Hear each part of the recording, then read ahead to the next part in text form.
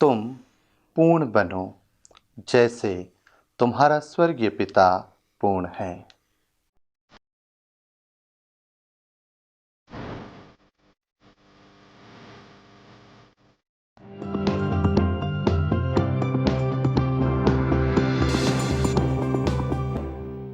आत्मदर्शन TV के माध्यम से हम आपके सामने प्रस्तुत कर रहे हैं संत मती के सुसमाचार अध्याय 5 पद संख्याएं 43 से 48 तक। आज प्रभु हम सभी से आह्वान कर रहे हैं 2 चीजों के लिए।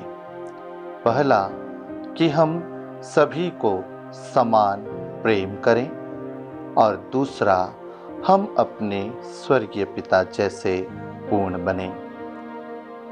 पहले वाक्यों में, पदों में प्रभु हमसे आह्वान करते हैं कि जिस प्रकार ईश्वर स्वयं किसी से पक्षपात नहीं करते, चाहे वह धर्मी हो चाहे वह अधर्मी हो, चाहे वह विश्वास ईश्वर में करते हो या ना करते हो, परंतु प्रभु की सृष्टि उन सभी पर बराबर अपनी चीजों को बरसाती है।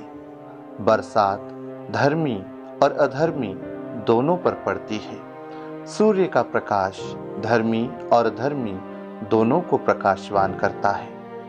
इसलिए प्रभु हमसे कह रहे हैं कि हम बिना किसी पक्षपात के, बिना किसी भेदभाव के हमेशा सबों से प्रेम करें। क्यों सबों से हमें प्रेम करना है?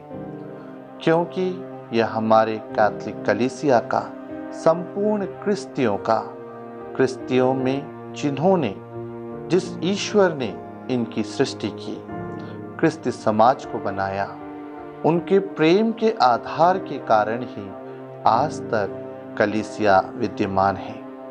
यदि कलीसिया में प्रेम नहीं होता, लोगों के प्रति दया नहीं होती, तो ये कलीसिया कब से समाप्त हो गई होती। इतिहास बताता है कि कई समयों पर कई बार कई तरह से प्रहार किए गए। हमेशा कोशिश की गई कि प्रभु की कलीसिया समाप्त हो जाए, परंतु यह प्रभु के प्रेम पर निर्भर करती है और उसी के कारण आज तक अस्तित्व में है। प्रभु के जैसे हम पूर्ण बने। प्रभु ने स्वयं अपने उस क्रूस पर, अपने जब प्राण देने वाले थे, उन्होंने उन लोगों को क्षमा प्रदान की जिन्होंने उस प्रभु को क्रूस पर ठोंक दिया था। प्रभु ने यह भेद नहीं किया कि स्वर्ग में कौन उनके साथ होंगे।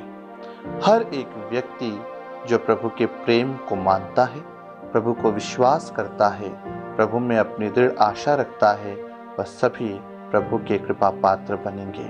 परंतु हम इसका न्याय नहीं कर सकते, क्योंकि प्रभु की दया हर किसी के लिए बरकरार है।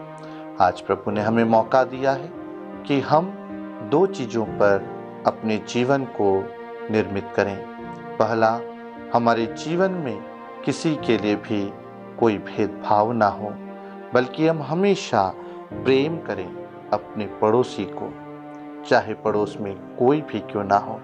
और दूसरा, हम प्रभु ईश्वर से समझें, सीखें, हम पूर्ण बने जैसे हमारे स्वर्गीय पिता पूर्ण हैं। आइए हम अपनी आँखों को बंद करें, अपने सिरों को झुकाएं, प्रभु से प्रार्थना करें कि प्रभु आप सभी को आशीर्वाद दें, यह कृपा दें कि आप भी लोगों को क्षमा कर सकें, क्योंकि क्षमा करना आसान नहीं। हम प्रभु से कृपा प्राप्त कर दूसरों को क्षमा करें और प्रभु से स्वयं के लिए क्षमा की याचना करें।